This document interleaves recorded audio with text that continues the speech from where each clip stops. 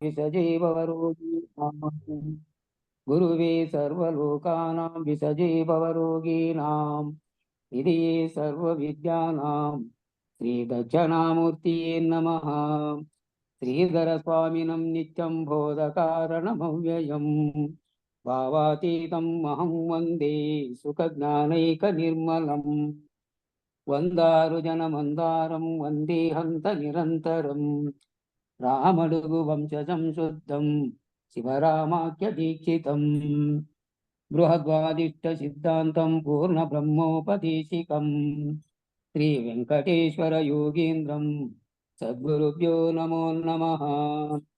ఆత్మానాత్మ అతీతమనిశం కేవలాత్మోపదేశికం శ్రీ వేముల రామయ్యార్య యోగీంద్రం సద్గురుభ్యో నమో నమః. చరాచరమతీతం చ అచల పూర్ణోపదేశిక శ్రీ పూర్ణానంద పుల్లయార్య సద్గురుభ్యో నమో నమః. పూర్ణబోధ సుధానిధిం పూర్వపుణ్య ఫలప్రదం వేదాంతానంద సద్గురుం వెంకటరమణార్య గురుం భజే. పూర్ణానంద పుల్లయార్య పుత్రరత్న మహాగురుం విష్ణానంద విభం దేవా కృష్ణమూర్తి నమో నమః. పరబ్రహ్మానందావర్షం పరాపర సమాదర్శం జ్ఞానాజ్ఞానతీతానంద శ్రీ అశ్వత్థార్య నమోస్తుతే. అస్మద్గురు సమారంభం కృష్ణ సాందీపమాధ్యమాం ఓంకారపీఠ పర్యంతం వందే గురు పరంపరం. జై సద్గురు ప్రభు మహారాజుకు జై. స్వామి మేలుకొరకు చెప్తాను. మేలుకోవో దేశికేంద్ర మేలుకోవో పూర్ణ సాంద్ర మేలుకో శివరామ దీక్షిత మేలుకోవయ్యా దేవా మేలుకో. భ్రమేణాహం భ్రమేణత్వం భ్రమేణోపాసక జనః భ్రమేణీశ్వర భావత్వం భ్రమమూలం ఇదం జగత్. భ్రాంతి చేతను నేను నీవును భ్రాంతియే ఈశ్వర జగత్తని భ్రాంతియే సర్వం వటంచు విభ్రాంతులను జేయ ఈ జగద్భ్రాంతి విడదీయ దేవా మేలుకో. త్యజ ధర్మమధర్మంచ ఉభే సత్యానృతే త్యజ ఉభే సత్యానృతే త్యక్వా ఏన త్యజసి సతత్వజ. ధర్మాధర్మముల రెంటిలో మర్మమును బోధించి విడుమని మర్మమెరిగిన జ్ఞాతయో నన్నసలు విడుమనగా గురు కట్నమును గొనగా దేవా మేలుకో. గురునావరణ త్యాగ అనావరణముత్తమం పరిపూర్ణం పూర్ణమేవ పూర్ణాచల సముద్రవత్. సరగుణను సద్గురుని గొల్చెటి ధీరవరుణావరణ రహితుల చేసి పరిపూర్ణ చల సాంద్రులు కండ్రులు గజేయ ఈ శరీరాత్మలను దీయా దేవా మేలుకో. అబీజం వృక్ష సంపన్నం శాఖాపల్లవ వర్జితం పుష్పం నాస్తి ఫలం నాస్తి సంపూర్ణం వృక్షవర్జితం. అష్టవిధ ప్రకృతుల చేతను సృష్టి కారణమాయనుచును స్పష్టముగా శోధించి సూచిన బీజరహితమని నిర్బీజ బ్రహ్మమని దేవా మేలుకో. సర్వశూన్యం మయం రూపం జన్మశూన్యం స్వభావతః జన్మభావేన మృత్యుచ్చ పరిపూర్ణం స్వభావతః. జరయు మృతులను లేని పూర్ణము విరివిగను జన్మంబు శూన్యము తరచదానందేమి లేకను దండిగున్నదని పరిపూర్ణ బ్రహ్మమని దేవా మేలుకో. జన్మభావి కర్మం నాస్తి కర్మభావి ఫలం నహి ఫలభావి భయం పుత్ర భయభావేన సంశయః. దేశికామి కరుణ చేతను ఈ శరీరద్వయము పోయిన నాశమౌ జన్మ కర్మ ఫల భీతులు లేశమైనాను నిస్సంశయముగాను దేవా మేలుకో. ఇంద్రజాలం ఇదం సర్వం యథా మరుమరీచిక అఖండితమనాకారం వర్తతే కేవలం శివం. ఉండిలేనిది ఇంద్రజాలము ఎండమావుల వలను తోచును ఖండితముగా నట్టి అచల పూర్ణ బ్రహ్మమునా పరిపూర్ణ బ్రహ్మమునా దేవా మేలుకో. శుద్ధి సుషుప్తా వివచ తస్మిన్నాహం కదాచన తద్వత్ సదాపేయన్నాస్తి ప్రపంచం నాస్తి తస్య వై. సుప్తి యందున నేను లేనటు జ్ఞప్తి లేనా పూర్ణ బ్రహ్మని జ్ఞప్తి లేక నిర్లిప్తుడవై సుషుప్తి జందకను సౌజ్ఞప్తి విడచియును దేవా మేలుకో. యథా నాహం తథా శుద్ధం తస్మా శుద్ధేన నిర్ణయః జగదస్తితి కో వేద నాస్తి కో న చ నిర్ణయః. లేని నేను లేని నేనను నేను ఎన్నడు లేకపోవును గానిదెన్నడు నేనుగాన పూర్ణ బ్రహ్మను నిర్ణయించదని వర్ణించలేనిదని దేవా మేలుకో. ఆత్మాతీతం కేవలాత్మా దేవో నాస్తి కదాచన అస్తి నాస్తి కో వేద నిర్ణయో నాస్తి సర్వదా. అద్వితీయము అచల బ్రహ్మము ప్రకృతి ద్వయ దోషరహితము సద్విచారణ కేవలాత్మను ఎవ్వరెరుగుదురు నిన్నెవరు పొందెదరు దేవా మేలుకో. శాస్త్రజ్ఞానం బహుక్లేశం బుద్ధి చలన కారణం ఉపదేశార్థరీ బుద్ధ్యా రమతి సర్వకర్మషు. బుద్ధి చాంచల్యమును చేసును శాస్త్రజ్ఞానము బహుక్లేశము అద్దు మీరక గురుని ముఖమున పద్ధతిని వినినా శుద్ధైన మార్గమునా దేవా మేలుకో. ఉల్కాస్త యదా కచ్చిత ద్రవ్యమాలోక్యతాం తచేత్ జ్ఞానేన జ్ఞేయమాలోక్య పశ్చాజ్ఞానం వినశ్యతి. తిమిరమందుననున్న వస్తువు అమల జ్యోతి చెవెదకి విగుతును జ్యోతి నటువలి ఉన్న జ్ఞప్తి జ్ఞేయ మెరుగమని తక్షప్తి విడువమని దేవా మేలుకో. జ్ఞానమజ్ఞానినం దృష్టా ద్వయోస్తజ్యతి నిశ్చయం ద్వయోస్తజ్యతి యజ్ఞానం తజ్ఞానం చ పరిత్యజేత్. జ్ఞానాజ్ఞానము రెంటి నిజమును ఎరుగు సుజ్ఞానం పఠంచును జ్ఞానాజ్ఞానము ద్వంద్వమనుచును విడచు సుజ్ఞానం తజ్ఞానరహితమి పూర్ణ స్థితి న్యాయం దేవా మేలుకో.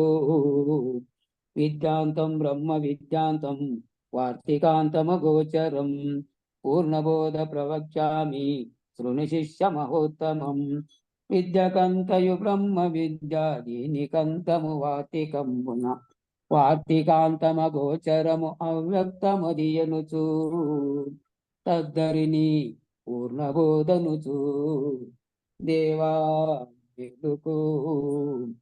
వాసిగాతో స్ఫూటిపురమున స్థాపితం బహుపీఠమందున దోషిలొగ్గియు రామరావిటు లేక మేల్కొల్పి గురు బృందమున వేగ మేల్కొల్పి దేవా మేలుకో. మేలుకోవో దేశికేంద్ర మేలుకోవో పూర్ణ సాంద్ర మేలుకో శివరామ దీక్షిత మేలుకోవయ్యా దేవా మేలుకో. జై సద్గురు ప్రభు మహారాజుకు జై. జై పూర్ణానంద పుల్లయార సద్గురు ప్రభు మహారాజుకు జై. జై వేదాంతానంద వెంకట రమణార సద్గురు ప్రభు మహారాజుకు జై. జై విష్ణానంద కృష్ణమూర్తియార సద్గురు ప్రభు మహారాజుకు జై. జై జ్ఞానాజ్ఞాన గీతానంద సత్వతనార్యార సద్గురు ప్రభు మహారాజుకు జై. జై విరహితానంద వెంకటదాసార సద్గురు ప్రభు మహారాజుకు జై.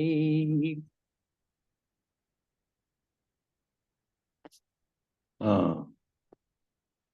జయ గురు, అందరికీ జయ గురు. ఈ వెంకటదాస్ వచ్చినట్లు లేడు, మధ్యలో ఎప్పుడో జాయిన్ అవుతాడో మరి.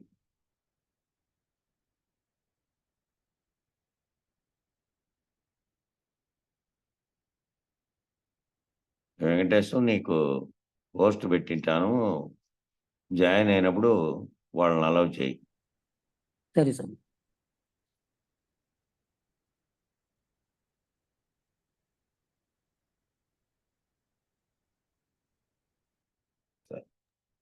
ఇప్పుడు నిన్న లోకంబులు, లోకేశులు, లోకస్తులు అనేటివి మూడు లేవు.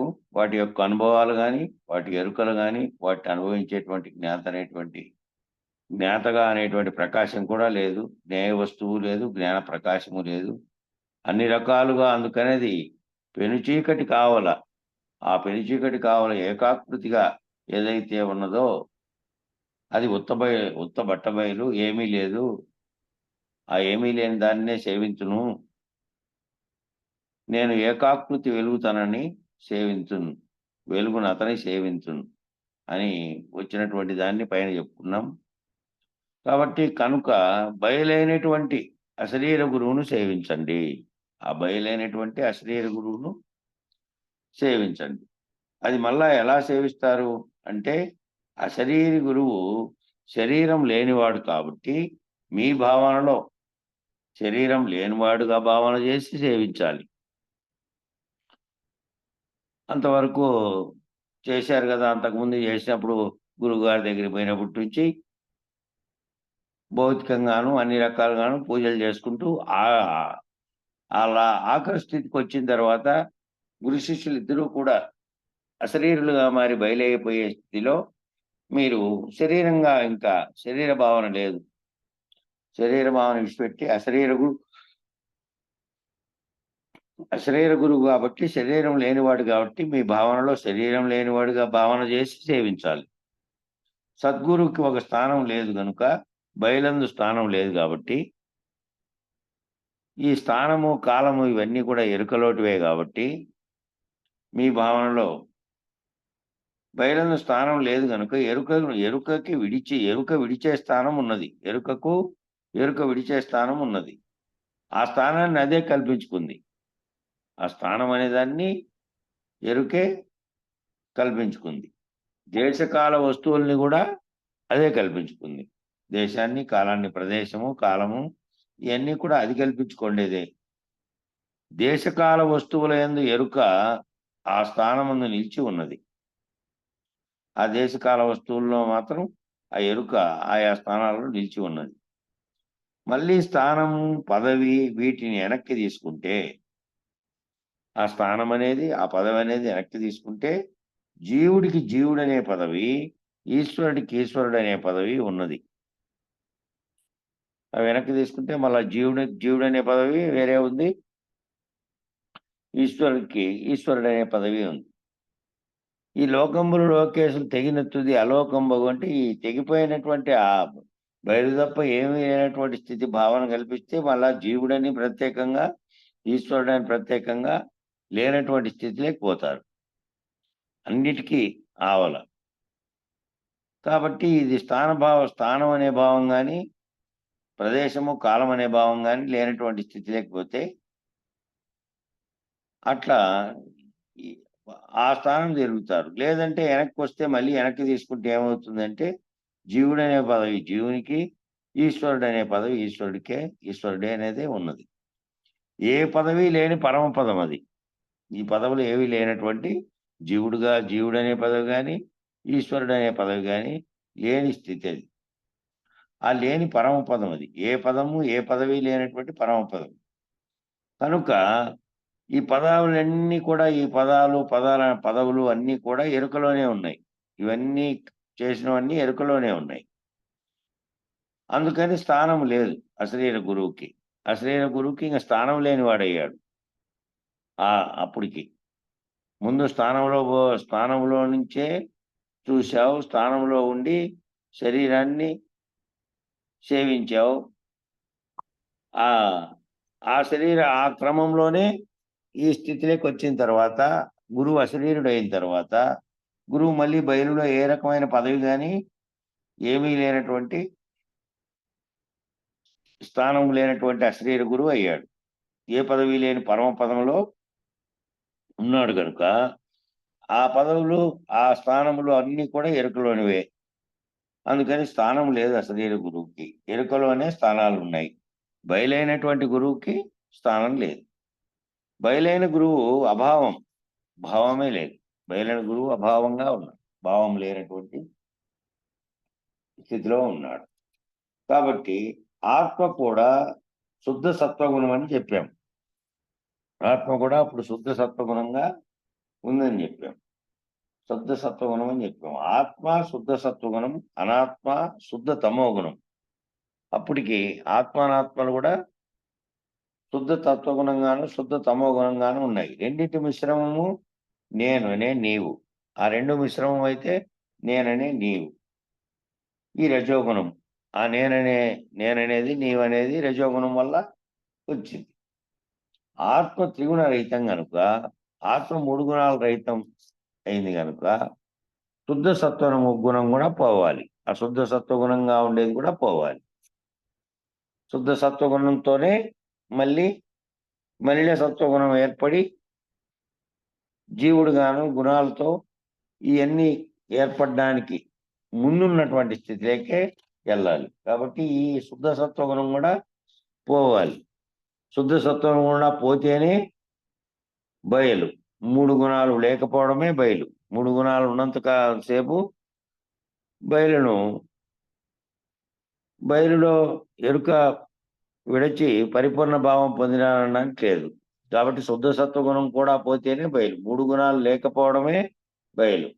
రహిత పద్ధతిగా పోవాలి, మళ్ళీ వచ్చే పద్ధతిగా కాదు. పోవాలంటే ఎట్లా పోవాలి అంటే ఇక మళ్ళీ వచ్చే పద్ధతిగా కాదు, శాశ్వతంగా పోయే పద్ధతిలో పోవాలి. రహిత పద్ధతిగా పోవాలి, మళ్ళీ వచ్చే పద్ధతిగా కాదు. వ్యక్తావ్యక్త పద్ధతి కాదు. వ్యక్తము అయ్యేది మళ్ళీ కాసేపు అవ్యక్తంగా ఉండేది, అది కాదు. అట్లా వ్యక్తం అయ్యి అవ్యక్తంగా ఉంటూ అయితే వస్తూ పోతూ ఉంటూనే ఉంటాయి. సంకల్పాలు ఇవన్నీ వస్తుంటాయి, భావనలు చెందడం. మళ్ళీ శుద్ధ సత్వంగా ఉండాల్సింది 3 గుణాలతో కూడి మళ్ళీ శుద్ధ తమోగుణం, రజోగుణం, మళ్ళీ నేననే భావన అన్నీ కలుగుతూనే ఉంటాయి. కాబట్టి వ్యక్త అవ్యక్త పద్ధతి కాదు, రహిత పద్ధతి అన్నప్పుడు వ్యక్తావ్యక్తం కాదని, రహిత పద్ధతిలో ఏమీ లేదనేది శాశ్వతం. ఆ రహిత పద్ధతిలో ఏమీ లేదు, వ్యక్తము లేదు, అవ్యక్తము లేదు, మళ్ళీ తిరిగి వచ్చే పద్ధతే లేదు.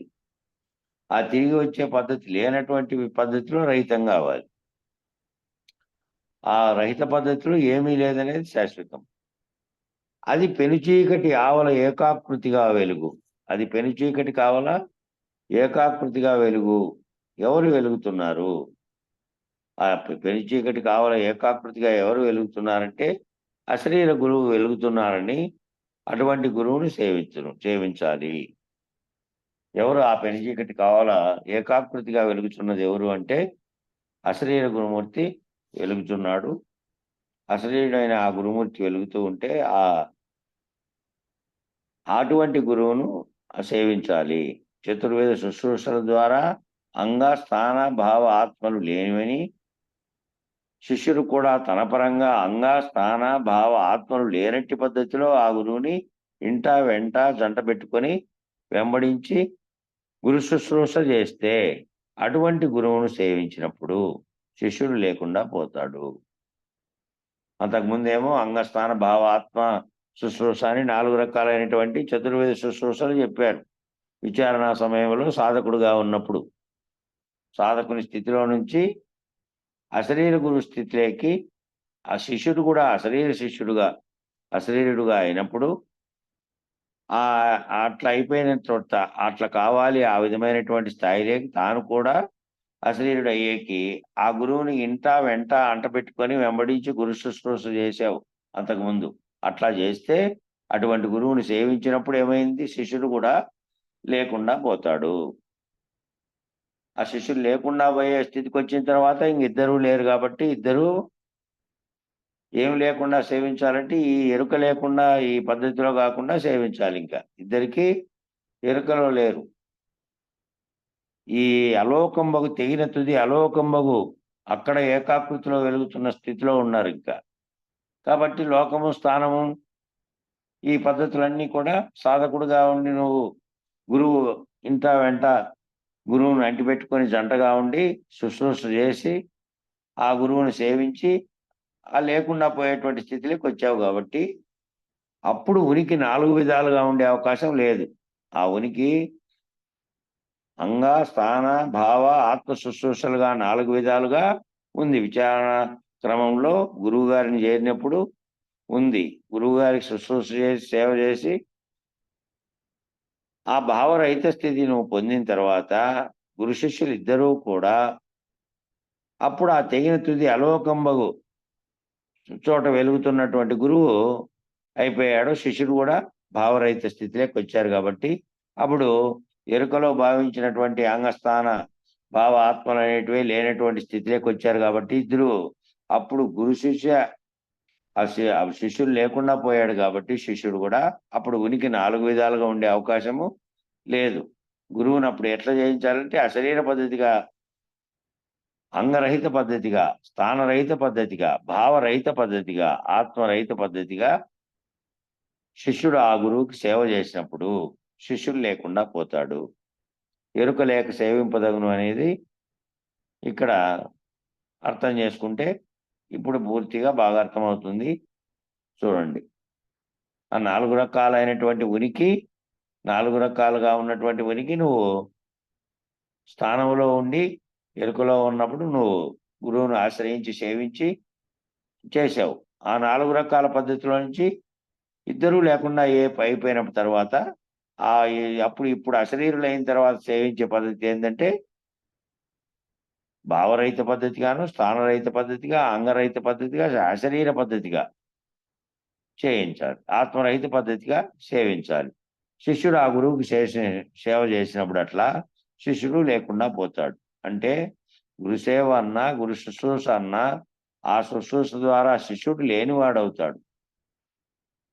ఆ గురుసేవ చేసినా, శుశ్రూష చేసినా కూడా ఆ గురువు యొక్క వాక్యాలను బట్టి తాను దాంట్లో నిర్ణయాత్మక స్థితికి వచ్చినప్పుడు అప్పుడు లేనివాడు అవుతాడు. 4 పద్ధతుల్లో ఉన్నవాడు కాబట్టి 4 పద్ధతుల్లో అంతకుముందు ఉన్నాడు కాబట్టి ఆ 4 పద్ధతుల్లో గురు శుశ్రూష చేస్తే శిష్యుడుగా విచారణ చేసే సమయంలో గురువుని వెంట నిరంతరము మదిలో అదే పెట్టుకొని గురువుతో కలిసి ఈ 4 రకాల శుశ్రూషలు చేస్తే ఆ 4 రకాలను మీరినటువంటి స్థితిలో ఉన్నటువంటి గురువును అశరీర గురువును మళ్ళీ తాను అశరీరుడై అశరీర పద్ధతిలో సేవించాలి. ఇంకా ఆ స్థితిలోకి వచ్చి ఇంకా 4 రకాల పద్ధతులు లేవు. ఇక ఏక పద్ధతి ఏ పద్ధతిగానూ ఉండదు. ఇంకా ఆ పద్ధతి అంతా కూడా ఇద్దరూ కూడా బయలు స్థితి పొందిన తర్వాత ఇద్దరూ కూడా ఎరుకలో నుంచి ఎరుకాతీతులు అయిన తర్వాత ఇక 4 పద్ధతులు అనేటివి లేవు. ఇక ఏ పద్ధతిగానూ ఉండదు. ఇక ఏ పద్ధతిగానూ లేకపోతేనే బయలున్నది. ఏ పద్ధతి లేకున్నటువంటి స్థితిలో ఈ పద్ధతులన్నీ కూడా ఎరుకలోనివే. స్థానము, ప్రదేశము అన్నీ కూడా ఎరుకలోనివే. ఆత్మ శుశ్రూష అనేది కూడా ఆత్మే రహితమైంది. ఆత్మ కూడా లేకుండా పోయిన తర్వాత ఏదీ లేదు ఇంకా. ఇద్దరూ లేనటువంటి స్థితిలో ఉన్నారు కాబట్టి రహిత పద్ధతిలో ఏ పద్ధతిగానూ లేకపోతేనే అదే బయలు. ఆ బయలే ఉన్నది. ఇక ఇక్కడ మళ్ళా శ్లోకం చెప్పారు. అంతర్జ్యోతి బహిర్జ్యోతి ప్రత్యగ్జ్యోతి పరాత్పర జ్యోతిర్జ్యోతి పరంజ్యోతి ఆత్మజ్యోతి శివోస్మహం అని శ్లోకం చెప్పారు ఇక్కడ. ఇది సాధన గురించి చెబుతున్నారు. ఇది సాధనా స్థితిలో సాధన గురించి చెబుతున్నారు. బయట ప్రపంచం కనబడుతోంది బహిర్ముఖంగా ఉన్న ఇంద్రియాలకి. కాసేపు జ్ఞాననిష్ఠుడై జ్యోతిని ధారణ చేస్తే జ్యోతి ఆకారం చెందినటువంటి స్థితి అంతర్ముఖంలో కలిగితే అంతర్జ్యోతి అయింది. సర్వం కల్విదం బ్రహ్మగా అయినప్పుడు బయట నామరూప ప్రపంచాన్ని కూడా విశ్వరూపంగా బ్రహ్మాకారంగా చూసినప్పుడు అది బహిర్జ్యోతి అయింది. బ్రహ్మనిష్టలో ఉన్నవారు అంతర్జ్యోతి, బ్రహ్మనిష్టలో ఉన్నవాడు అంతర్జ్యోతి. సర్వం కల్విదం బ్రహ్మగా ఉన్న జ్ఞాన దృష్టి చేత బహిర్జ్యోతి. లోపల ఉన్నటువంటి బయట ఉన్నటువంటివి రెండు ఉంటాయా? లోపల బయట అనేటువంటివి ఏదైతే విభజనగా ఉంటుందో, సాధకుడు లోకల బ్రహ్మనిష్ఠుణ్ణి ఇంద్రియముల యొక్క బయట వ్యాపారం చేత బయట ప్రపంచం తోస్తుంది. అప్పుడు లోపల బయట అనే పేరు పెట్టాల్సి వచ్చింది. ఇక ఇక్కడ దాకా ఒకసారి చూడండి. ఇది సాధన గురించి ఈ పైన చెప్పినటువంటి శ్లోకం. అంతర్జ్యోతి బహిర్జ్యోతి ప్రత్యగ్జ్యోతి పరాత్పర జ్యోతిర్జ్యోతి పరంజ్యోతి ఆత్మజ్యోతి శివోస్పహం అని చెప్పినటువంటి ఆ శ్లోకానికి వివరణ చెప్తున్నారు. సాధన గురించి చెప్తున్నారు. ఇక్కడ బయట ప్రపంచం కనపడుతోంది కదా, బహిరంగంగా ఉన్న ఇంద్రియాలకి, బహిరంగంగా ఉండే ఇంద్రియాలన్నీ బయట ప్రపంచం చూస్తున్నాయి. కాసేపు ధ్యాననిష్ఠగా ఉండి జ్యోతిని ధారణ చేస్తే ఆ జ్యోతాకారం చెందినటువంటి స్థితి అంతర్ముఖంలో కలిగితే, ఈ జ్యోతి ఆకారం కలిగిండేది ఎక్కడ? అంతర్ముఖంలో, నీ భావంలో అంతర్ముఖంలో కలగాలి. కలిగితే అది అంతర్జ్యోతి అయింది. నీ భావనలో కలిగితే నువ్వు ధ్యానించి జ్యోతి ఆకారం పెట్టుకొని నువ్వు అంతర్ముఖుడుగా లోపలికి బాహ్య ప్రపంచంతో తాదాత్మ్యం చెందకుండా అంతర్ముఖంలో ఉండి నువ్వు ధ్యానిస్తే అంతర్జ్యోతి అయింది. సర్వం కల్విదం బ్రహ్మగా అయినప్పుడు ఆ సర్వము ఈ బ్రహ్మ చేత కలిగినది అని చెప్పి బయట ప్రపంచంలోకి చూసినప్పుడు అయినప్పుడు బయట నామరూప ప్రపంచాన్ని కూడా, బయట నామరూపంగా నామంగా పేర్లతోనూ రూపంగాను దృశ్యంగాను కనపడుతున్నటువంటి ప్రపంచాన్ని కూడా, నామరూప ప్రపంచాన్ని కూడా విశ్వరూపంగా బ్రహ్మాకారంగా చూసినప్పుడు బయట కనపడుతున్నటువంటి నామరూపాత్మకమైనటువంటి దృశ్యంగా కనపడుతున్నటువంటి నీకు కనపడుతున్నది ఏదైతే ఉన్నదో అదంతా కూడా బ్రహ్మాకారంగా చూసినప్పుడు నువ్వు వేరువేరుగా చూడకుండా అదంతా ఒక్కటేనని, ఆ ఒక్కటి సర్వం కల్విదం బ్రహ్మ అని, ఆ బ్రహ్మాకారంగా విశ్వాన్ని నామరూపాత్మకంగా నీకు కనపడుతున్నదంతా కూడా ఆ నామరూపాత్మకంగా చూడకుండా అంతా విశ్వరూపంగాను బ్రహ్మాకారంగా చూసినప్పుడు అది బహిర్జ్యోతి అయింది. బయట కనపడుతున్న దాన్ని అంతటినీ కూడా నీ అంతర్ముఖంలో నువ్వు జ్యోతిని దర్శించి నువ్వు అంతర్ముఖుడుగా ఉన్నప్పుడు అంతర్జ్యోతి కనపడింది. బహిరంగ నామరూపాత్మకంగా ఉన్నటువంటి ప్రపంచాన్ని కూడా బ్రహ్మాకారంగా చూసి ఎప్పుడైతే ధ్యానిస్తావో అది బహిర్జ్యోతి అయింది. నామరూపాత్మకమైనది వాటిది అంతర్జ్యోతి, బహిర్జ్యోతి అనేటువంటి రెండు రకాలుగా చెప్పారు. బ్రహ్మనిష్టలో ఉన్నవాడు అంతర్జ్యోతి, బ్రహ్మనిష్టలో బ్రహ్మాకారంలో అంతర్ముఖంలో ఉన్నప్పుడేమో అంతర్జ్యోతి. సర్వం కల్విదం బ్రహ్మగా ఉన్న జ్ఞాన దృష్టి చేత ఈ సర్వము బ్రహ్మాకారంగానే బయట కనపడుతున్నటువంటి నామరూపాత్మకమైనటువంటి ప్రపంచం అంతా కూడా బ్రహ్మాకారంగా చూసినప్పుడు జ్ఞాన దృష్టి చేత బహిర్జ్యోతి అయింది. లోపల ఉన్నటువంటి బయట ఉన్నటువంటివి రెండు ఉంటాయా? రెండు ఉంటాయా ఇక్కడ అంటే లోపల బయట అనేటువంటిది ఏదైతే విభజనగా ఉంటుందో సాధకుడు లోపల నిష్ఠుడిని ఇంద్రియముల యొక్క బయట వ్యాపారం చేత బయట ప్రపంచం తోస్తుంది. మరి అవి రెండు రకాలుగా ఉంటాయా? ఆ అంతర్జ్యోతి బహిర్జ్యోతి అనే విషయానికి వస్తే ఆ బయట ఉన్నటువంటివి లోపల ఉన్నటువంటి రెండు ఉంటాయా అనే ప్రశ్న ఇక్కడ వేశారు. లోపల బయట అనేటువంటిది ఏదైతే విభజనగా ఉందో ఎట్లొచ్చింది ఆ విభజన అంటే సాధకుడు లోపల అంతర్ముఖంగా చూసుకున్నప్పుడు బ్రహ్మనిష్ఠుడుగా చూసుకుంటున్నాడు. అంతర్ముఖంగా తన యొక్క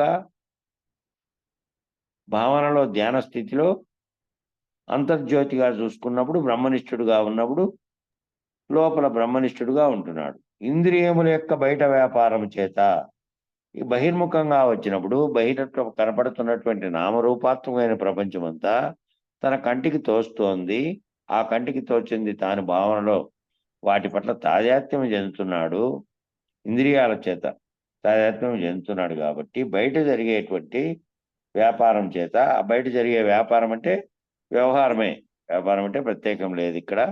ఆ వ్యవహారం చేత బయట ప్రపంచం అంతా తోస్తోంది కాబట్టి అప్పుడు లోపల బయట అనే పేరు పెట్టాల్సి వచ్చింది.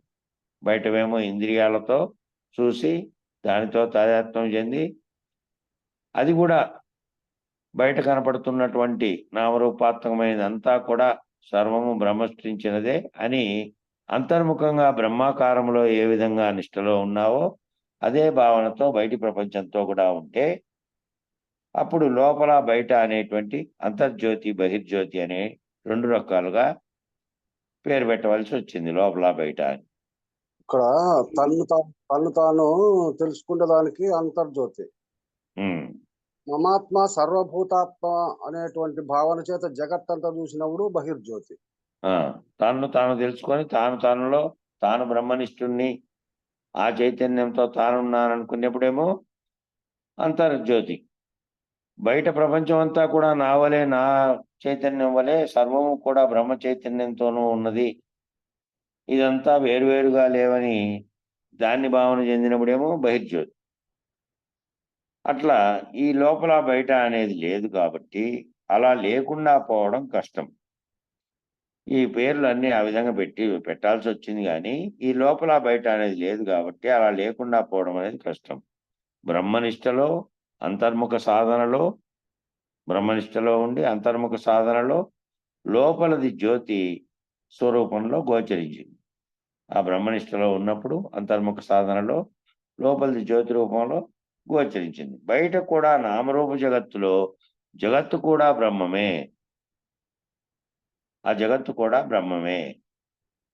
అంతర్ముఖ సాధనలో ఉన్నప్పుడేమో బ్రహ్మనిష్టలో అంతర్ముఖ సాధనలో నీవు గుర్తెరిగి నీవు నామరూపాత్మకమైనటువంటి శరీరానికి కాదని దాంట్లో గుర్తెరుగుతున్నటువంటి చైతన్యాన్ని అది తెలుసుకొని అట్లా భావనలో ఉన్నప్పుడు లోపలిది జ్యోతి రూపంలో గోచరించింది లోపల. బయట కూడా నామరూప జగత్తుగా ఉన్నటువంటి జగత్తులో కూడా బ్రహ్మమే. ఆ బ్రహ్మమే జగదాకారుడు, ఆ బ్రహ్మమే జగదాకారం చెందాడు, ఆ బ్రహ్మమే జగదాకారం అయ్యాడు. విశ్వాకారుడు విశ్వరూపుడు అయ్యాడు. ఆ బ్రహ్మమే వ్యక్తమైన తర్వాత ఆ వ్యక్తం కార్యరూపం ధరించి 3 గుణాలతో కూడి ఆ అంతర్ముఖంగా అంతకుముందు కేవలం స్వభావ రీతిలో ఉన్నటువంటి పంచతన్మాత్రలుగా ఉన్నవి పంచభూతాలుగా వ్యక్తమైన తర్వాత ఆ జగదాకారుడే ఏమయ్యాడంటే విశ్వాకారుడుగా విశ్వరూపుడు కూడా అయ్యాడు. ఈ సకల కనపడేటువంటి సకల జగత్తు కూడా బ్రహ్మాకారంగాను విశ్వాకారంగాను ఉన్నది అయ్యాడని విశ్వరూప సందర్శనం జరిగింది. ఎవరికి జరిగిందంటే అర్జునునికి. ఇక్కడ కృష్ణ పరమాత్ముడు భగవద్గీత బోధించేటప్పుడు ఆ బ్రహ్మమే జగదాకారుడుగా విశ్వాకారుడుగా విశ్వరూపుడయ్యాడని విశ్వరూప సందర్శనం చూపించాడు. నువ్వు వేరుగా భావిస్తున్నటువంటి నువ్వు నాలో నుంచే వచ్చావు, ఈ నీకు శత్రువుగా నేను చంపాలని భావిస్తున్నటువంటి వాళ్ళు కూడా నాలో నుంచే వచ్చారు, ఈ జగత్ అంతా కూడా నాలో నుంచే వచ్చింది, ఈ విశ్వరూపం ధరించినటువంటి బ్రహ్మదే ఇది, అన్నీ ఇందులో నుంచే వచ్చాయి, మళ్ళీ ఇందులోకి లయమవుతాయి, నేను వేరు అనుకుంటున్న భావన నీది అని చెప్పినప్పుడు విశ్వరూప సందర్శనం చేయడం జరిగింది. అంటే బ్రహ్మం విశ్వరూపంలో ఉన్నాడు అనేటువంటి జ్యోతి దర్శనం జరిగింది. బయటిది కూడా ఆ విధంగా ఉందని నువ్వు భావిస్తే అప్పుడు బ్రహ్మం విశ్వం అనేటువంటి బయట కనపడుతున్నటువంటి ప్రపంచం అనే రూపంలో ఉన్నటువంటి సకల నామరూపాత్మకంగా నీకు కనపడుతున్నదంతా కూడా ఒక్కటే, వేరువేరుగా ఉన్నప్పటికీ అదంతా కూడా ఒక్కటే. విశ్వరూపం అంతా కూడా జగదాకారుడైనటువంటి ఆ బ్రహ్మం విశ్వరూపం ధరించిన వాడు అయినాడని, ఆ విశ్వరూపుడైనాడని విశ్వరూప సందర్శనం జరిగింది. బ్రహ్మం విశ్వరూపంలో ఉన్నాడనేటువంటి జ్యోతి దర్శనం జరిగింది. బహిర్జ్యోతి దర్శనం అయింది. బహిర్జ్యోతి అంటే అదే ప్రపంచమే బ్రహ్మాకారం చెంది ఉందనే భావన బహిర్జ్యోతి దర్శనం. విశ్వాన్ని నామరూపంగా కాకుండా, ఈ ప్రపంచాన్ని నామరూపంతో కాకుండా విశ్వాన్ని కూడా జ్యోతి రూపంగా చూడడమే జ్ఞాననేత్రం.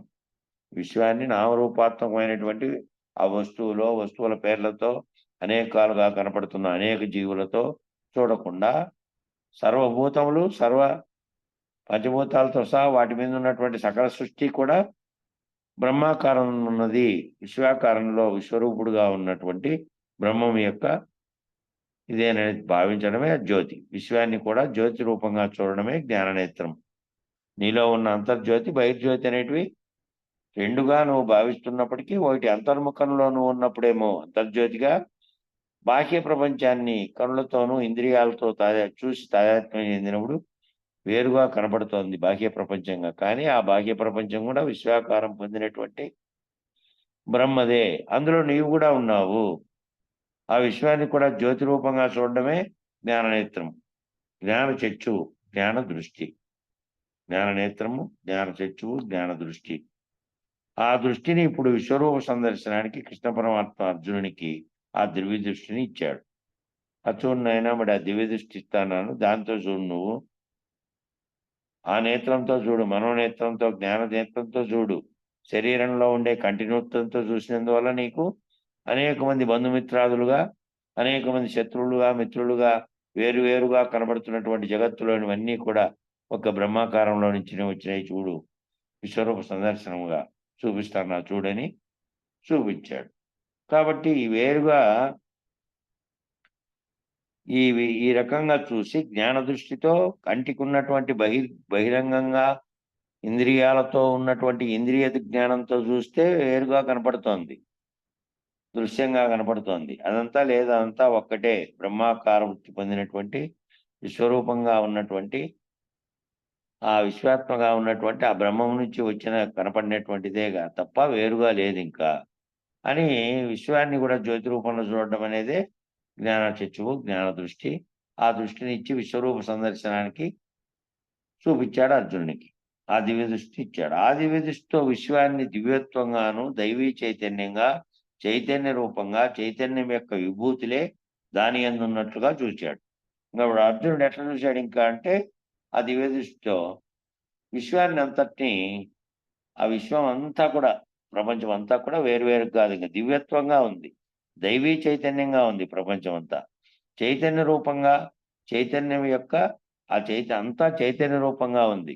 కనపడుతున్నటువంటి జడ రూపంలో, కనపడుతున్నటువంటి దృశ్య రూపంలో కాకుండా అంతా బ్రహ్మాకారం వ్యక్తమయ్యి ఆకార రూపం ధరించినటువంటి విశ్వాకారం అది అనే భావనతో అంతా కూడా దైవీ చైతన్యంగాను, దివ్యత్వంగాను, చైతన్య రూపంగాను, నామరూపాత్మకంగా కనపడకుండా చైతన్య రూపంలో కనపడుతోంది ఆ సర్వ జగత్తు. ఆ చైతన్య రూపంగా, చైతన్యం యొక్క విభూతులే, ఆ చైతన్యం యొక్క విభూతులు, చైతన్యం చేత ప్రకాశించబడినటువంటివే అవన్నీ అని దాని యందు ఉన్నట్లుగా చూశాడు. అప్పుడు అర్జునుడు ఆ విధంగా చూశాడు, జ్ఞాననేత్రం చేత చూశాడు. ఆ విధంగా బయట కనపడుతున్నటువంటి సర్వ ప్రపంచము దైవీ చైతన్యంగాను, దివ్యత్వంగాను, చైతన్య రూపంగాను, ఆ బ్రహ్మ యొక్క చైతన్యం అనే దాంతో ప్రకాశిస్తున్నటువంటిదే అదంతాను అనేది చూశాడు. అప్పుడు నీ అంతర్జ్యోతి బహిర్జ్యోతి అనే రెండు రకాలుగా లేదు, ఒక్కటే ఉన్నది. ఆ ఒక్కటి సర్వము బ్రహ్మాకారంగానే ఉన్నది, సర్వము దివ్యత్వంగాను, దైవీ చైతన్యంగా సర్వంలోనూ ఉంది. ఆ సర్వంలో కూడా నువ్వు ఉన్నావు, నువ్వు మళ్ళీ వేరుగా లేవు. అనేక ఆభరణాలన్నిటిలో కూడా విడివిడిగా ఆభరణాల యొక్క సొగసు, ఆకర్షణ చూడకుండా ఆయా ఆభరణాలలో ఉన్నది బంగారమే అనే దృష్టితో వచ్చినప్పుడు విశ్వ సందర్శన, విశ్వరూప సందర్శన అలా చూసినప్పుడు బయట లోపల కూడా జ్యోతి స్వరూపమే. చూడండి, ఇప్పుడు అనేకమైనటువంటి ఆభరణాలు షాపులోకి వెళితే ఆకర్షించాలి, ఎలా ఆకర్షిస్తే, ఎవరు ఏ విధంగా ఆకర్షించబడితే వాళ్ళు దాని రూపాన్ని చూసి ఆహా అని చూస్తారేమో అనే ఉద్దేశంతోనే వాడు ఏం చేసి పెట్టారు, బంగారాన్ని, ఒక్క బంగారం అనే మూల వస్తువు తీసుకొని వందలాది వేలాది రకాల డిజైన్లన్నీ కల్పించి వారి మనోరూపంలో ఏవి కలిపి వచ్చినాయో అన్ని చేసి ఆడ పెట్టాడు. ఇక దాని యొక్క సొగసు, ఆకర్షణ కనుక చూడకపోతే, దానిలో వేరువేరుగా చూస్తున్నావు, దాని ఆకారాన్ని చూసి దాన్ని ఆకర్షించబడుతున్నావు, దాన్ని పెట్టుకుంటే ఎట్లా సొగసుగా ఉంటుంది, దీన్ని ధరిస్తే ఎట్లుంటుందని దాన్ని పోల్చుకొని చూస్తున్నావు. కాబట్టి దాని యొక్క సొగసు, దాని యొక్క ఆకర్షణ నేను చూడకపోతే గిన ఆ ఆభరణాలు అన్నిటిలో ఉన్నది బంగారమే కదా అనే దృష్టి తోచినప్పుడు అవి ఏవైనా ఉండని, అవి వడ్డాణాలు ఉండని, అవి ముక్కుకు ధరించేటివైనా, చెవుకు ధరించేటివైనా, చేతులకు ధరించేటివైనా, కిరీటాలైనా ఏ రకమైనటువంటి అదైనా సరే, అది అంతకు పూర్వం ఉన్నటువంటి ఓ ముద్దగా ఉన్నటువంటి బంగారంలోంచి వేరు వేరు రూపాలను ధరింపజేశాడు.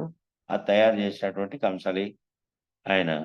కాబట్టి బంగారమే అదంతా అనే దృష్టితో చూసి, ఈ వస్తువు యొక్క దృష్టిని చూడకుండా, వస్తువు యొక్క రూపాన్ని చూసి దాని పట్ల ఆకర్షణ చెందకుండా, దాని యొక్క సొగసును చూడకుండా, భావనలో ఏం చూడాలి అంటే అది బంగారంగా అనే దృష్టితో తోచినప్పుడు, అప్పుడు విశ్వ సందర్శన, విశ్వరూప సందర్శన అలా చూసినప్పుడు, ఈ విశ్వ సందర్శన చూసినప్పుడు ఏమవుతోంది? కంటితో నామరూపాత్మకమైన వస్తువులను చూస్తున్నావు కాబట్టి, వేరు వేరు ఆకర్షణలన్నీ కనపడుతున్నాయి. అందంగా ఉండేటివి, అందంగా లేనివి, జడంగా ఉన్నవి, రాళ్ళగా ఉన్నవి, ప్రకృతిగా తోచినది. ఈ విశ్వమంతా ఏ రకాలుగా నీకు కనపడుతున్నదంతా సర్వము కూడా అప్పుడు ఈ బంగారం ఏ విధంగా ఉంటే దాంట్లో నుంచి అనేక రకమైన ఆకర్షణీయ వస్తువులు తయారై బయటకొచ్చాయో, అదే విధంగా బ్రహ్మ చేత సృష్టి జరిగినప్పుడు అనేకాలుగా తోచినవన్నీ కూడా బ్రహ్మ ఆ రూపంలో వ్యక్తమై సకల ప్రపంచాన్ని తానే జగదాకారుడయి, ఆ జగదాకారంగా నీకు కనపడుతున్నదంతా కూడాను విశ్వరూపంగాను, ఆ విశ్వరూపాన్ని అంతటినీ కూడా బ్రహ్మాకారంగాను నువ్వు చూస్తే, అప్పుడు బయట లోపల కూడా జ్యోతి స్వరూపమే ఉంది. బయట కనపడుతున్నది, లోపల ఉన్నది, అంతర్జ్యోతి బహిర్జ్యోతి అనే రెండుగా లేకుండా సర్వము ఒక్కటిగానే ఉన్నది. ఆ బంగారమే అనేక ఆభరణాలైనట్టు ఆ జగత్తును సృష్టించాలనే సంకల్పం కలిగిన బ్రహ్మయే జగదాకార వృత్తి పొంది జగత్తుగా పరిణమించి పంచభూతాత్మకంగా సకల జగత్తుగా కనపడుతున్నదంతా వేరుగా లేదు, అంతా ఒక్కటే. అంతర్జ్యోతి బహిర్జ్యోతి అని వేరుగా లేనటువంటి ఒకే స్థితిలోనే ఉన్నాయి అని నీవు ఆలోచన చెందితేనే నువ్వు కూడా ఆ బ్రహ్మాకార వృత్తిలోనే ఉన్నావు, వేరుగా లేవు అనేటువంటి భావన కలుగుతుంది. అప్పుడు జ్యోతి స్వరూపం ఎప్పుడైతే బయట లోపల దర్శనమైందో, ఒక్క జ్యోతి రూపమే ఉంది లోపల బయట అంతా, అది దర్శనమైందో వెంటనే లోపల బయట అనే విభజన చెరిగిపోయి, అప్పుడు లోపల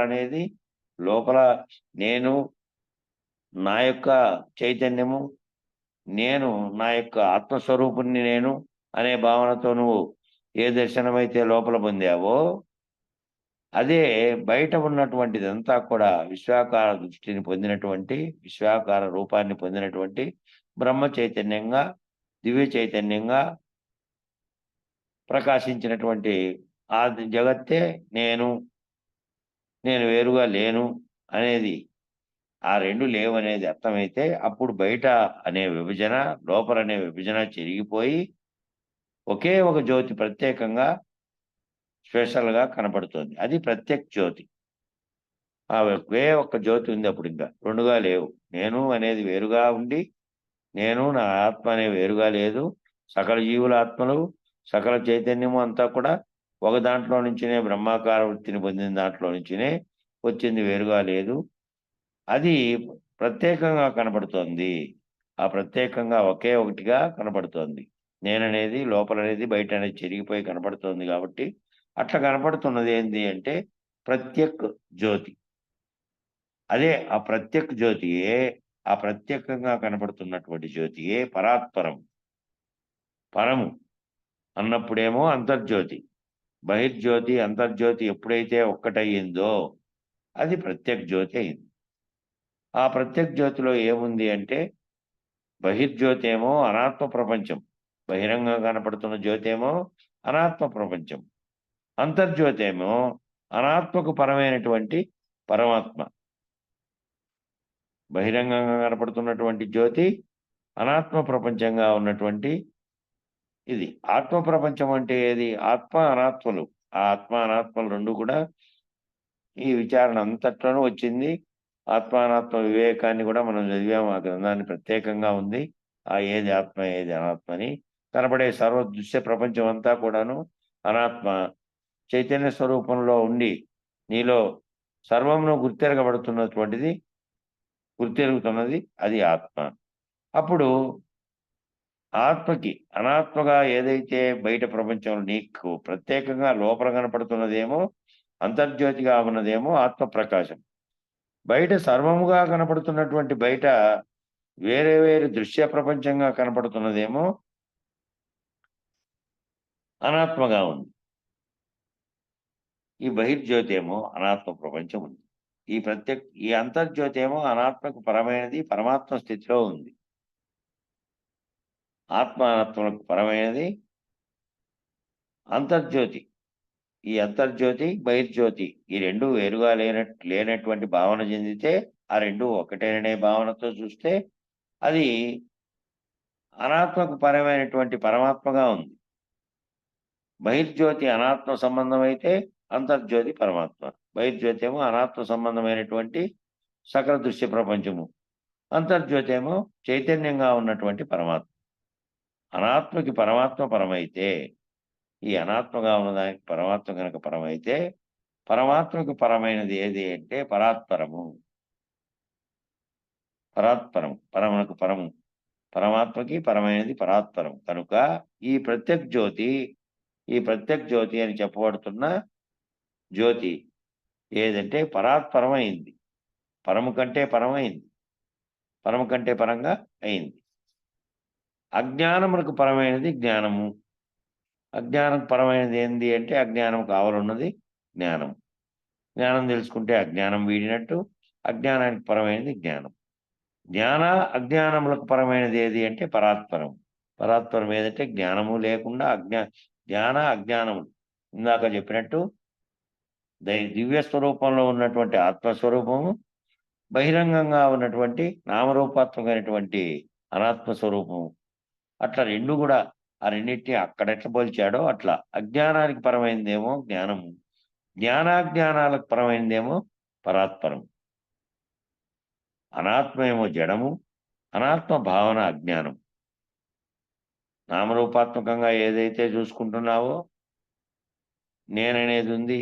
ఆ నేను నారాయణను, నేను వెంకటేశును, ఆయన ఫలానా ఆయన, ఈ జగత్తులో ఫలానాది ఏ దాన్నైతే నువ్వు నామాలతో పేర్లతోనూ ఏ దాన్నైతే వస్తువు రూపంగా గుర్తిస్తున్నావో, జడంగా గుర్తిస్తున్నావో అదంతా అనాత్మ. అనాత్మేమో జడము, అనాత్మ భావనేమో అజ్ఞానం. అనాత్మను భావించి నేను అనాత్మను, నేను శరీరాన్ని, నేను నామరూపాత్మకమైనటువంటి ప్రపంచంతో తాదాత్మ్యం చెందితేనేమో అజ్ఞానం. నేను చైతన్యాన్ని, నేను నామరూపాత్మకమైన దాన్ని కాదు, నేను నాలో అంతర్జ్యోతిగా వెలుగుతున్నటువంటి ఆత్మే పరమాత్మ ప్రకాశం అని నువ్వు ఆ విధంగా చేస్తేనేమో అది జడము. ఈ అనాత్మ అజ్ఞానం కాదు. ఇది అనాత్మ భావన చెందినప్పుడేమో అజ్ఞానంగా ఉంది, ఆత్మభావన చెందినప్పుడు జ్ఞానంగా ఉంది. ఈ విధంగా ఈ జ్ఞానాజ్ఞానములకు రెండిటికీ అతీతమైనటువంటి, అన్నిటికీ పరమైనటువంటిది పరాత్మను. అనాత్మ జడము, అనాత్మ భావన జ్ఞానం. ఇలాగా పరము ఇవి రెండు పరములు పెట్టాము. ఒక పరమేమో అనాత్మ కంటే పరమైనది, ఒక పరమేమో అనాత్మగా కనపడేటువంటి సకల జగత్తు కంటే పరమైనది పరమాత్మ. అది రెండవ పరమేమో పరమాత్మ కంటే పరమైనది. ఆ రెండవ పరం పరమాత్మ కంటే పరమైన పరబ్రహ్మం. ఈ పరబ్రహ్మమే పరాత్పరం. ఈ పరమే పరాత్పరం. వ్యక్తం కానప్పుడు వ్యక్తావ్యక్తముల స్థితిలోకి కూడా రాకుండా ఎప్పటికీ ఒకే స్థితిలో ఉన్నటువంటి పరాత్పరం. ఈ పరబ్రహ్మానికి సరిగ్గా నిర్వచనం చెప్తే, ఈ పరబ్రహ్మానికి కనుక సరిగ్గా నిర్వచనం చెబితే ఆ నిర్వచనం ప్రకారంగా పరాత్పరం సరిపోతుంది. ఈ పరబ్రహ్మానికి కనుక సరిగ్గా నిర్వచనం చెబితే ఆ నిర్వచనం ప్రకారం పరాత్పరం అనేది సరిపోతుంది. ఆ పరబ్రహ్మాన్ని సృష్టికి బీజప్రదాతగా పెట్టుకుంటే, ఆ పరబ్రహ్మం అనే దాంట్లో నుంచి సృష్టికి బీజప్రదాతగా కనుక పెట్టుకుంటే, సృష్టిని కల్పించడానికి బీజం ఎక్కడి నుంచి వచ్చిందని పెట్టుకుంటే కనుక మరి పరబ్రహ్మము అని 3 పరాలు పెట్టాల్సి వస్తుంది. అప్పుడు 3 వేరువేరుగా పెట్టవలసి వస్తుంది. అట్లా 3 వేరువేరుగా పెట్టాల్సి వస్తుంది కాబట్టి ఏం చేశారు వీరంటే ఆ పరబ్రహ్మని బయలుగా నిర్ణయిస్తే అదే పరాత్పరం. ఒక పరబ్రహ్మ తాను కారణమైతే సృష్టికి, కారణమైన బ్రహ్మకి పరమైన వాడు పరబ్రహ్మ. ఒక పరబ్రహ్మలో నుంచి వచ్చినటువంటి సగుణ బ్రహ్మ స్థితిలో నుంచి ఎవరైతే సృష్టికి కారణమైనారో ఆ కారణం తాను గనక, ఆ పరబ్రహ్మ గనక సృష్టికి కారణమైతే కారణమైన బ్రహ్మకి పరమైన వాడు పరబ్రహ్మ. ఆ కారణమైన బ్రహ్మకు కూడా అతీతంగా ఉన్నటువంటి వాడు పరబ్రహ్మ. ఈ పరబ్రహ్మ దేనికి కారణం కాదు. ఆ పరబ్రహ్మ దేనికి కారణం కాదు. సృష్టికి కారణమైన సంకల్పం కలిగి సృష్టికి కారణమైనటువంటి బ్రహ్మగా భావిస్తున్నదేమో కారణమైనటువంటి పరబ్రహ్మగా భావిస్తే, ఆ ఏ దానికి కారణం కానటువంటి పరబ్రహ్మగా ఉన్నది అనగానే అక్కడికి బయలు నిర్ణయం అయిపోయింది. ఏ దానికి కారణం కానటువంటి బ్రహ్మ, ఏ దానికి కారణం కానటువంటి బ్రహ్మగా ఉన్నదేమో పరాత్పరమైనటువంటి పరము కానటువంటి పరము, ఇహము పరము రెండిటికీ అతీతంగా ఉన్నటువంటి భావనలో ఉన్నటువంటి పరాత్పరమైనటువంటి బ్రహ్మగా ఉంది. అక్కడికి బయలు నిర్ణయం అయిపోయింది. అది ఆ బ్రహ్మ పరాత్పరమైనటువంటి బ్రహ్మగా ఉన్నటువంటిది సృష్టికి కారణమైన బ్రహ్మం కాదు. సృష్టికి కారణమైన పరబ్రహ్మ ఒకటైతే ఆ కారణమైన బ్రహ్మకు పరమైనటువంటి పరబ్రహ్మ దేనికి కారణం కాదు కాబట్టి అది బయలుగా అన్నిటికీ ఆవల అంతటా నిండి ఉన్నప్పటికీ కూడా ఈ సకలము దాంట్లో ఉన్నప్పటికీ కూడా అది కారణం అనేదే కాదు కాబట్టి అది పరాత్పరంగా బయలు నిర్ణయంగా అయిపోయింది. ఇంకా ఏమీ అక్కరలేదు, ఇంకా వేరేది ఏమీ అక్కర్లేదు. ఒకటి సృష్టికి కారణమైన బ్రహ్మమును ఈ సకల జగత్తుగా కనపడుతున్నటువంటి బ్రహ్మాకారమే పొందినటువంటి జగత్తుగా కనపడుతోంది. ఒకటేమో పరమాత్మ ప్రకాశించేత నేననే భావన కలిగి నీలో ఆత్మగా ప్రకాశిస్తున్నది. ఈ రెండు చైతన్యాలు ఒక్కటేనని, ఆ ఒక్క చైతన్యాన్ని నువ్వు బహిర్జ్యోతిగా చూసి మళ్ళీ దానికి పరమైనటువంటి దాన్ని ఆలోచించి చేసినప్పుడు ఏదైతే సృష్టికి కారణంగా సృష్టిగా రూపం ధరించినటువంటి దానికి కారణంగా అయిందో ఆ బ్రహ్మ కారణ బ్రహ్మమైతే దానికి కూడా పరమైనటువంటి బ్రహ్మ, దానికి పరంగా ఉన్నటువంటి బ్రహ్మ బయలనే నిర్ణయంలో ఉన్నాడు. దేనికి కారణం కానటువంటి పరబ్రహ్మగా ఉన్నాడు. ఇంకా ఏమీ అక్కర్లేదు అని అంటే కొందరు ఏమంటున్నారంటే ఆ పరబ్రహ్మ సృష్టికి బీజప్రదాత అంటున్నారు. ఆ దేనికి కారణం కానటువంటి ఆ పరబ్రహ్మగా మనం పెట్టుకున్నామే, మనం ఇప్పుడు చర్చించుకున్నటువంటి బయలుగా నిర్ణయించినటువంటి ఆ పరబ్రహ్మ సృష్టికి బీజప్రదాత అంటున్నారు, కొంతమంది అంటున్నారట. అప్పుడు ఈ పరాత్పరుడే పరబ్రహ్మ అయినప్పుడు సృష్టికి అతీతంగా దేనికి సంబంధం లేకుండా తనకు తానే స్వతసిద్ధమై ఉన్నవాడే, బట్టబయలై ఉన్నవాడే కదా ఆ పరబ్రహ్మ. అందువలన పరాత్పర పరబ్రహ్మ అని పేరు పెట్టవలసి వచ్చింది. పరాత్పర పరబ్రహ్మ అని ఎందుకు పెట్టాల్సి వచ్చింది? ఆ పరబ్రహ్మమే అనేటట్టయితే కొంతమంది అంటున్నారు ఈ విధంగాను, ఆ సృష్టికి బీజప్రదాత ఆ పరబ్రహ్మమేను అంటుంటే, అట్లా కనుక అయితే ఆ పరబ్రహ్మ సృష్టికి పరాత్పరుడే గనుక పరబ్రహ్మ అయితే సృష్టికి అతీతంగా దేనికి సంబంధం లేకుండా ఉన్నాడు కదా. బీజప్రదాత కనుక అయితే మళ్ళీ సృష్టికి కారణమైన బ్రహ్మం అవుతాడు. కాబట్టి ఆయన బీజప్రదాత కాదు, బయలుగా ఉన్నటువంటి పరాత్పర పరబ్రహ్మ అని చెప్పవలసి ఎందుకు వచ్చింది అంటే, సృష్టికి అతీతంగా దేనికి సంబంధం లేకుండా తనకు తానే స్వతసిద్ధమై ఉన్నవాడే కాబట్టి, స్వతసిద్ధమై ఉన్నవాడు కాబట్టి దేనికి చెలించనివాడు, దేనికి కారణం కానివాడు, ఈ రాకపోకలకన్నిటికీ కారణం కాకుండాను ఉన్నది బయలు. ఉన్నవాడు అనడానికి కూడా లేదు, అందుకే తత్ అనే పదం అక్కడ వాడారు. ఇది అది ఏ రకమైనటువంటి స్త్రీపురుష దీంతో కానీ లేకపోతే ఈ దేంతోనూ నిర్ణయించే స్థితిలో లేనటువంటి బయలుగా ఉన్నది కాబట్టి, అది ఆ బయలుగా దేనికి సంబంధం లేకుండా ఉన్నది కాబట్టి, తనకు తానే స్వతసిద్ధమై ఉన్నది కాబట్టి ఆ బట్టబయలైనటువంటి ఉన్నవాడే ఆ పరబ్రహ్మ. అందువల్ల ఈ సృష్టికి ప్రదాత బీజప్రదాత ఈయనే బ్రహ్మ అనడానికి వీలు లేదు. ఈ బ్రహ్మముకు సృష్టికి కారణమైన బ్రహ్మం మాత్రమే సరిపోతుంది. పరబ్రహ్మ ఆ పరబ్రహ్మలోంచి బీజప్రదాత అయినాడని అనడానికి లేదు. కాబట్టి బట్టబయలై ఉన్నవాడే కదా ఆ పరబ్రహ్మ. సృష్టితో సంబంధం లేకుండా, దీనికి కారణం కాకుండా, దీంతో అతీతంగా ఉండి దీనికి అందరికీ ఏమాత్రం సంబంధం లేకుండా ఉన్నవాడే కదా ఆ పరబ్రహ్మ. అందువలన పరాత్పర పరబ్రహ్మ అని పేరు పెట్టవలసి వచ్చింది. పరానికి పరంగా ఉన్నటువంటి పరబ్రహ్మకు పరంగా ఉన్నటువంటి పరాత్పర పరబ్రహ్మ అనే పేరు వాడవలసి వచ్చింది అంటున్నాడు. కాబట్టి కొంతమంది అనుకున్నట్టుగా ఆ పరాత్పర పరబ్రహ్మ బీజప్రదాత కానే కాడు. బీజప్రదాత అయితే మళ్ళీ సృష్టికి కారణమైన బ్రహ్మం అవుతాడు. ఎరుక ఉన్నంతసేపు ఒక పర చేర్చాలి. పరబ్రహ్మ జ్ఞానం నాకు అయ్యింది అన్నారంటే దానికి పరమైనది బయలు అనాలి. జ్ఞానాతీతం అది. బయలు అనేది జ్ఞానాతీతం. కాబట్టి ఎరుక ఉన్నంతసేపు, ఎరుకలో ఉన్నంతసేపు ఒక పరమే వాడాలి. పరాత్పరం అనేది కాదు. ఒక పరమే అనేదే వాడాలి ఎరుక ఉన్నంతసేపు. పరబ్రహ్మ జ్ఞానం నాకు అయ్యింది అన్నారంటే పరబ్రహ్మ జ్ఞానం నాకు తెలిసింది అని అన్నారంటే ఎక్కడి వరకు తెలిసింది అయ్యా అంటే సృష్టికి కారణమైన బ్రహ్మము, నేనుగా భావించబడుతున్నటువంటి ఆత్మగా ఉన్నటువంటి బ్రహ్మము, ఈ రెండు ఒక్కటేను. ఈ సృష్టికి కారణమైన బ్రహ్మము వేరుగా లేదు. సకల ప్రపంచంగా కనపడుతున్నది విశ్వరూపం ధరించినటువంటి, జగదాకారం ధరించినటువంటి ఆ బ్రహ్మమేను, అది నేనేను అనే జ్ఞానం వరకు వచ్చినట్టు మాత్రమే లెక్క పరబ్రహ్మ జ్ఞానం. పరాత్పరం అంటే ఇంకా బయలు జ్ఞానం వచ్చి ఉండాలి. దానికి పరమైనది బయలు కాబట్టి బయలు అనాలి. బయలు అన్ని తర్వాత ఆ జ్ఞానం నాకు వచ్చిందని చెప్పడానికి వీలు లేదు. ఎందుకంటే అది జ్ఞానాతీతం కాబట్టి. అది జ్ఞానాతీతము.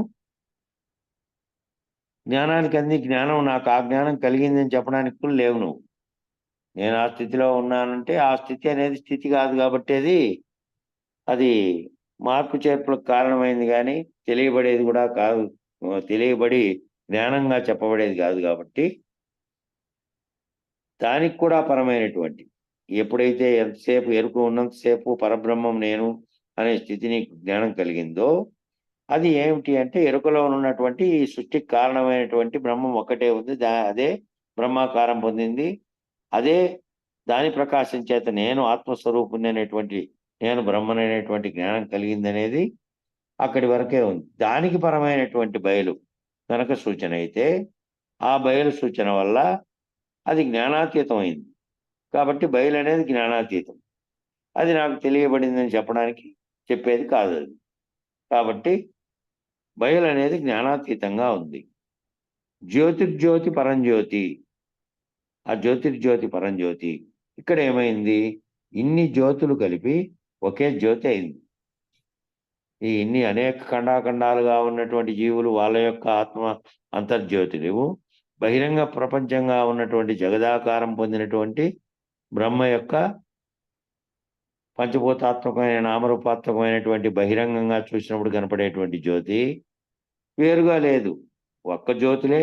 జ్యోతిర్జ్యోతి పరంజ్యోతి. ఈ జ్యోతి ఆ జ్యోతి ఒక్కటే అనేటువంటిది కలిగినప్పుడు అప్పుడు రెండు జ్యోతులు అనేక జ్యోతులు అనేటివి లేవు. అన్ని జ్యోతులు కలిపి ఒకే జ్యోతి అయింది.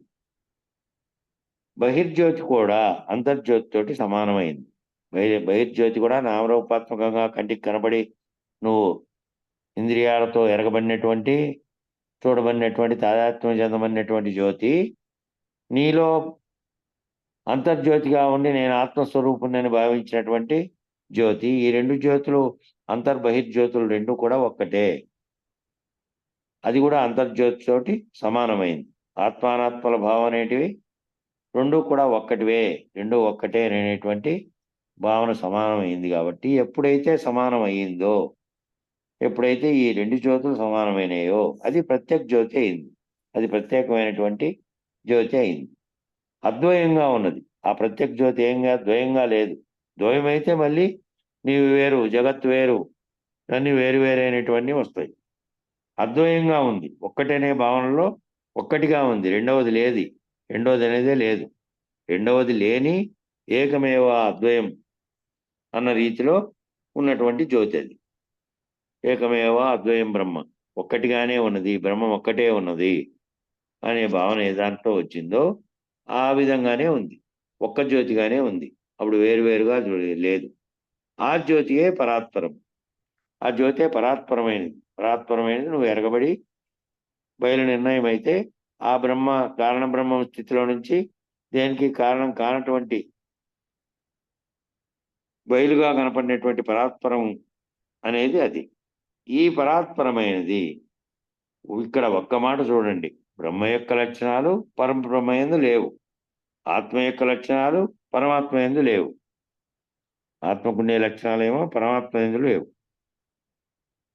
ఆత్మ లక్షణాలంటే నీకున్నటువంటి లక్షణాలు బ్రహ్మములో, నేను బ్రహ్మం అయితేనంటే నువ్వు చైతన్య స్వరూపుడుగా ఆత్మభావన చెందితే అప్పుడు నువ్వు బ్రహ్మం.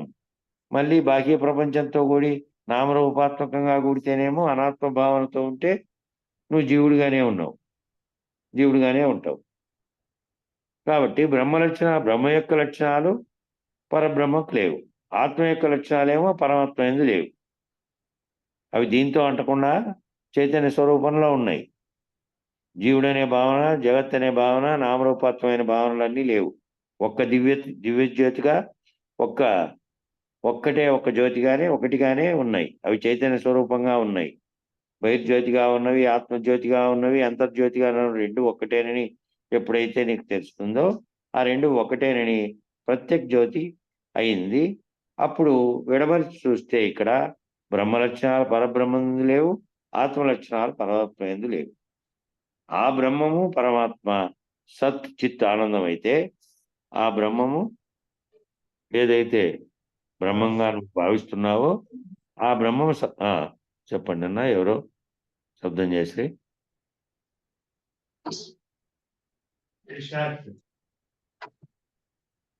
మ్యూట్ చేయి చౌదరి, మ్యూట్ చేయి. చెప్పాలనుకున్నావా ఏదన్నా?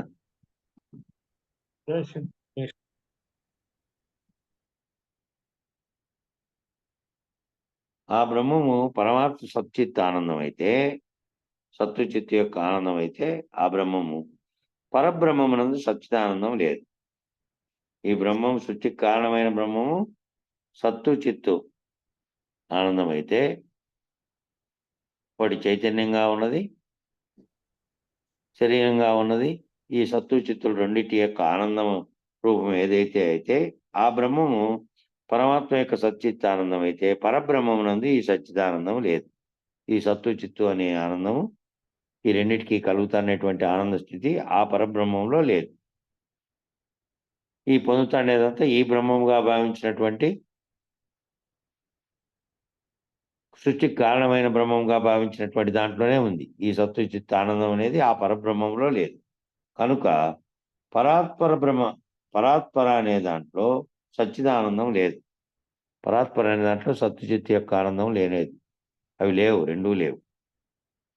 కాబట్టి ఈ రెండిటికి అతీతమైనటువంటి పరాత్పర పరబ్రహ్మలో సత్యానందం అనేది లేదు, సృష్టికి కారణమైన బ్రహ్మం అనేది కూడా లేదు అనేటువంటిది గ్రహించాలి అని ఈ పేరాకాటికి మనం సమయం దాటింది.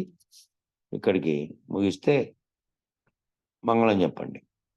అప్పటికి అక్కడ సచ్చిదానందం లేదు అంటే నిద్ర లేదు. ఆనందం అనేది నిద్రావస్థ.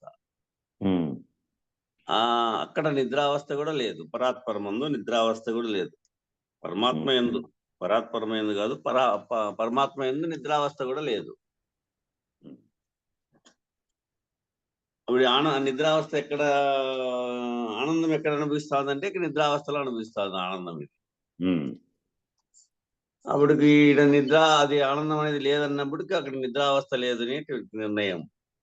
అది మధ్యలో నేను మొదట మధ్యలో చూసినప్పుడు కూడా లేవు. అందువల్ల అది హోస్ట్ వెంకటేష్ పెట్టింటే ఎవరైనా వస్తే అలౌ చేయమని. మధ్యలో ఎప్పుడూ జాయిన్ అయ్యింది.